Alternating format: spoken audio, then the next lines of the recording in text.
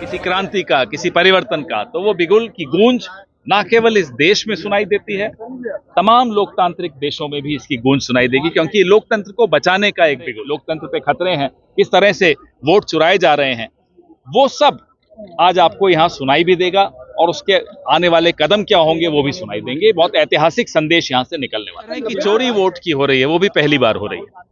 तय हो गई तो क्या कांग्रेस का शीघ्र ही आपके पास सूची आ जाएगी। आजादी के बाद पहली बार बिहार में कांग्रेस वर्किंग कमेटी की बैठक हो रही है।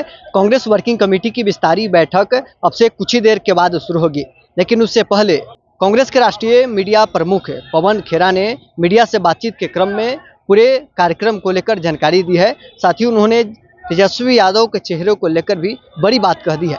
क्या कुछ पवन खेरा का कहना है, पहले उनका बयान सुनिए। प्रांगण है, ये ऐतिहासिक आश्रम है जहां से पूरे देश में आजादी का बिगुल बजा, और जब यहां से बिगुल बजता है किसी क्रांति का, किसी परिवर्तन का, तो वो बिगुल की गूंज ना केवल इस देश में सुनाई देती है, तमाम लोकतांत्रिक देशों में भी इसकी गूंज सुनाई देगी, क्योंकि लोकतंत्र को बचाने का एक बिगुल है।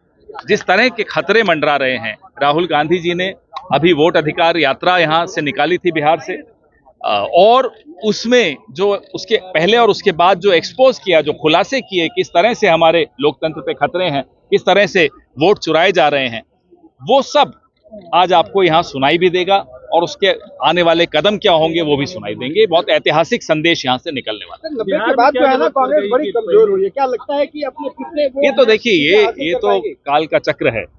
आज जो कमजोर है कल मजबूत होगा। आज जो अपने आप को घोड़े पे सवार बैठा है वो घोड़े से उतरेगा या गिरेगा, वो आप सब देखेंगे। किन किन प्रस्तावों पर पारित होने की संभावना है? आपको जल्दी ही हर 1-1.5 घंटे में हमारे कुछ नेता आकर आपसे बात करेंगे और लगातार आपसे संपर्क करके आपको बताते रहेंगे कि भीतर क्या चल रहा है। प्रियंका गांधी और सोनिया नहीं आ रही हैं। अभी देखते हैं। अभी इसको बिहार चुनाव से जोड़ के देखा जा रहा है इस मीटिंग में। ये चुनाव से ज्यादा बढ़कर ये लोकतंत्र से जोड़ना जरूरी है इसको, क्योंकि लोकतंत्र पे खतरे हैं।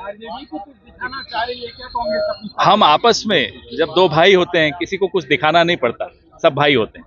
पहली बार इस तरह की मीटिंग होने जा रही है, तो कहीं ना कहीं अपने गठबंधन जिस तरह की चोरी वोट की हो रही है वो भी पहली बार हो रही है। तय हो गई तो क्या कांग्रेस का शीघ्र ही आपके पास सूची आ जाएगी। तो क्या इस बार चेहरे पे बात बन गई, प्रमुख मुद्दा बना के चुनाव में जाएंगे?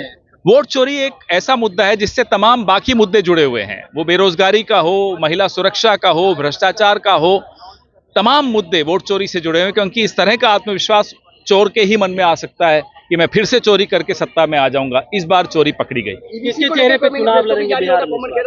मुद्दों पर लड़ रहे हैं, चेहरे आपके सामने हैं, सबको सब पता है, सबको सब उत्तर मालूम है, फिर भी आप बार बार सवाल पूछते हैं।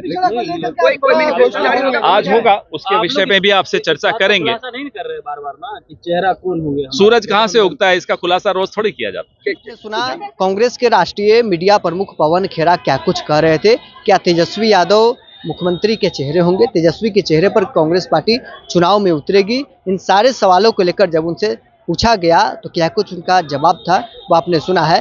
बहरहाल इस खबर में इतना ही। आप बने रहे न्यूज़ प्रोडक्शन के साथ।